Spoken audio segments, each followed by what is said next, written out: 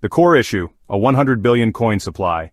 PiNetwork is a revolutionary project with one of the most ambitious visions in crypto, to create a decentralized, smartphone-friendly currency that everyone on Earth can use.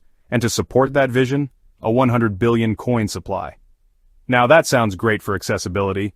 After all, Pi was never meant to be a scarce collector's asset, it's designed for real-world use by billions of people. But here's the kicker. In crypto, supply matters. A lot. Too much of it, without strategic control, leads to dilution, inflation, and eventually, devaluation. Why large supply isn't always bad, but isn't always safe? Let's be fair. A big supply isn't automatically dangerous. In fact, it allows for wider participation. Users across income levels can own meaningful amounts, merchant flexibility, easier to price goods and services in whole numbers, global scalability, no need to split tokens into microscopic decimal places. But here's the flip side. Without checks and balances, you risk price suppression, reduced long-term interest, lack of urgency to use or hold the token. And in crypto, where perception equals value, that's a slippery slope. What other coins are doing and why it matters. Let's take a look at Ethereum and BNB. Both have implemented burning mechanisms, programs that remove coins from circulation permanently, reducing supply over time. BNB, for instance, automatically burns a portion of every transaction. Ethereum introduced EIP 1559, which burns base gas fees with every block. Why? To counteract inflation, encourage holding, and build long-term value. And guess what?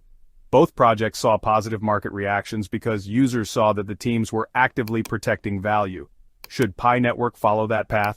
So now the big question, should PiNetwork introduce a burn mechanism? There's a growing voice in the community saying yes.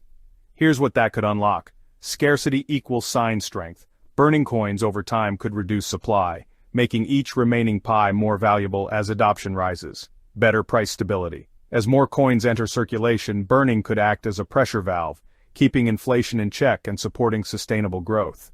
Boost market confidence. A transparent, structured burn plan signals maturity.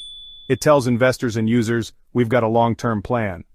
Enhance app utility. Imagine a system where 1% of every transaction inside a Pi-powered app gets burned. That not only drives adoption but gives users a reason to keep circulating coins. Clean up the chain. A burn mechanism could also target dormant wallets, spam users, or non-KYC coins, making the active supply leaner and more meaningful. But, is Pi ready to burn? Here's where it gets tricky. Pi's entire philosophy is inclusivity and abundance. The idea is to give people access to a currency they can actually use, not one that's artificially scarce. Burning coins, especially if done aggressively, could alienate early adopters who earned their Pi over years. And if implemented carelessly, it could feel like the core team is pulling the rug on its own values. So if a burn is coming, it has to be transparent, community-approved, integrated with real usage, not just a PR move. What the community is saying, we've seen intense debates across Pi forums, Reddit, and Twitter. Some users argue that utility alone, apps, payments, marketplaces, is enough to hold Pi's value. They say if people use Pi every day, scarcity won't matter.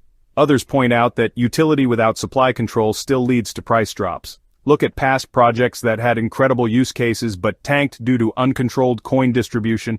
Even the most functional currency still needs solid tokenomics, and that's the real tension, utility versus value management. What could a smart burn strategy look like? If Pi were to introduce a burn system, here's how it could do it right. Burn on transaction, 0.5% to 1% burned per transaction within apps. Burn dormant coins, target wallets inactive for 3+ years. Optional community burn, let users vote to burn portions of rewards or treasury funds. EcoBurn, incentivize developers to burn Pi when launching successful apps. This way, burning becomes part of the ecosystem's growth, not a punishment or last-minute patch. A turning point for PiNetwork. Here's the truth. PiNetwork is approaching a critical stage. As Mainnet opens and real trading begins, tokenomics will define everything, from merchant adoption to market perception to developer interest. Without clear supply management, the coin could flood the market and weaken, but with a balanced burn strategy, Pi could become the most used and trusted digital currency on the planet. The decision isn't just technical, it's philosophical.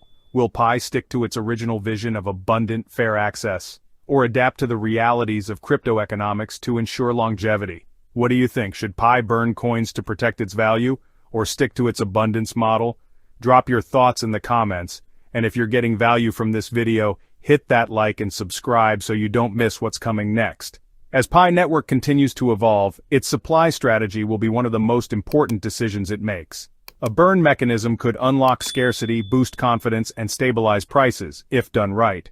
But it also risks shifting the project's identity, from inclusive economy to controlled asset. Either way, the conversation is growing, and the community's voice matters now more than ever. Whether Pi becomes a titan of Web3 or just another missed opportunity could come down to how it handles this single question: burn or not to burn? Thanks for watching, pioneers. If you found this breakdown insightful, hit that like button, subscribe to TJ Crypto World, and share this with your PiNetwork community. Let's spark a real conversation about where Pi is headed.